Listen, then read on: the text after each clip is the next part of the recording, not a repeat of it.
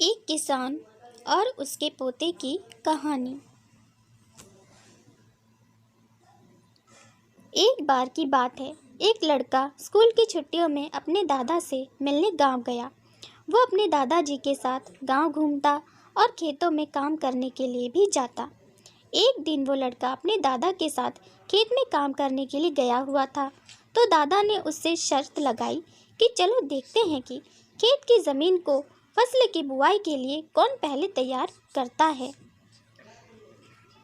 उन दोनों ने खेत की आधी आधी ज़मीन बांट ली और ज़मीन को नई फसलों की बुआई के लिए तैयार करने लगे।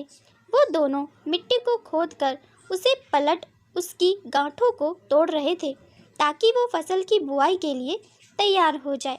दादाजी, जिनकी उम्र 65 साल की थी, वो बिना रुके और बिना किसी शिकायत के अपना काम कर रहे थे।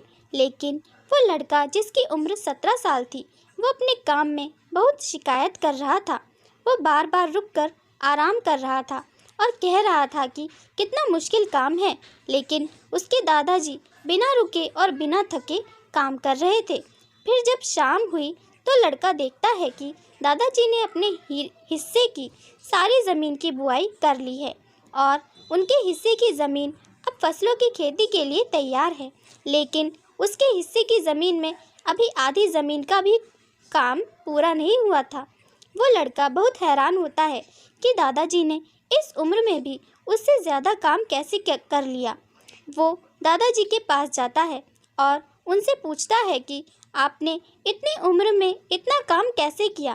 तो दादाजी ने जवाब दिया कि जब भी हम सोचते हैं कि काम कितना मुश्किल है या फिर अभी कितना काम पड़ा है, तो हमारा मन बहाने बनाने लगता है। इन सभी बातों के बारे में सोचना ही हमारे काम को और ज़्यादा मुश्किल बना देता है। इसलिए समझदारी इसी में है कि हमें अपने तय किए हुए काम के बारे में ज़्यादा सोचना नहीं चाहिए और उस काम को करते रहना चाहिए। सीख: यदि हम तय किए हुए काम के बारे में ज़्यादा सोचते हैं तो वो काम हमें बहुत ज़्यादा कठिन लगने लगता है। इसलिए हमें अपने काम के बारे में ज़्यादा सोचना नहीं चाहिए, बल्कि उसे शुरू करके ख़त्म करना चाहिए।